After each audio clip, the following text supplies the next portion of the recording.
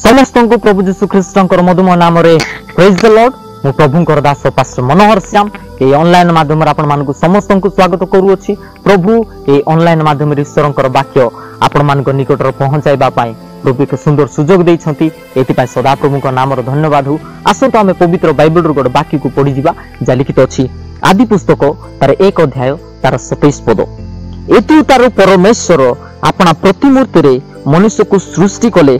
परमेश्वरंकर प्रतिमूर्ति रे से ताहांकु सृष्टि कले, पुरुष और स्त्री करी से समानंकु सृष्टि कले। मोर प्रिय माने आज मैं आपण मानकु गोटे विषय कहिबा पई चाहे। आज जगत रे आपण अनेक विषय को देखु अछंती।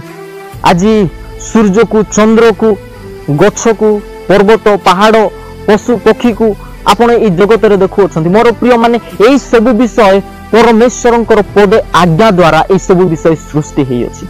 मात्र बाइबल रे आमे देखु अछु जे परमेश्वर मनुष्य को निजर प्रतिमूर्ति रे से सृष्टि करि अछंती। से चाहिले पदे आज्ञा द्वारा मनुष्य को सृष्टि करि पारि थांते, पदे कथा द्वारा मनुष्य को सृष्टि करि पारि थांते। मात्र नाई परमेश्वर निजर हस्त द्वारा तांकर प्रतिमूर्ति रे मनुष्य को से सृष्टि करि अछंती। मोर प्रिय माने मनुष्य को निजर प्रतिमूर्ति रे सृष्टि करिबा पछर रहिबा कारण कोन?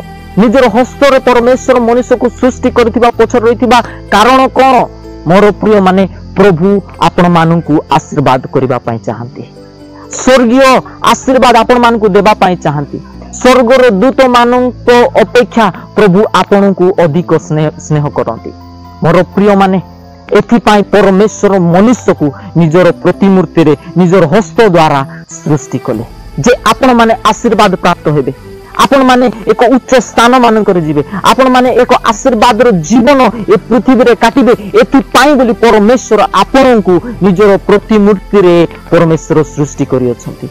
से स्वर्गीय आनंद आपण मान को देबा पाई, से स्वर्गीय शांति आपण मान को देबा पाई परमेश्वर आपण मान को सृष्टि करि अछंती। प्रभु आपण मान को दुख देबा पाई सृष्टि करि नाहंती। मोर प्रिय माने प्रभु आपण मान को रोग देबा पाई सृष्टि करि नाहंती। परमेश्वरंक ठारे रोग नाही, परमेश्वरंक ठारे समस्या नाही, परमेश्वरंक ठारे दुख नाही।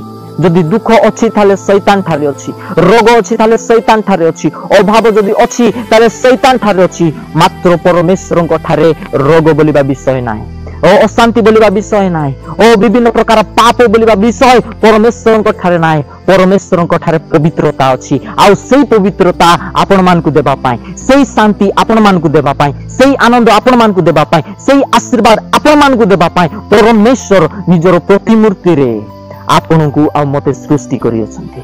मोर प्रिय माने भाबंतु नाही जे परमेश्वर सृष्टि कले ए जगत रे मते दुख उठाइबा पाई, परमेश्वर मते सृष्टि कले ए जगत रे अशांति रे रहिबा पाई, परमेश्वर ए जगत रे मते सृष्टि कले गरीबता रे रहिबा पाई। मोर प्रिय माने प्रभु आपण को सृष्टि करि अछंती आपण को आशीर्वाद करिबा पाई। मोर प्रिय माने आजी आपण माने ए वीडियो माध्यम रे म आपण को गोटे विषय कहिबा पाई चाहे। प्रभु आपण को प्रेम करंती, प्रभु आपण मान को स्नेह करंती, आ प्रभु आपण को तांकर प्रतिमूर्ति रे सृष्टि करि अछंती। आ आपण माने एक आशीर्वाद रो संतान संतति। प्रभु ए छोटिया वाक्य दे आपण मान को समस्त को आशीर्वाद करंतु। आ जते लोक माने हमर वीडियो को देखु अछंती प्रभु आपण मान को समस्त को प्रचुर प्रचुर भाव रे आशीर्वाद करंतु। आमेन। Praise the Lord.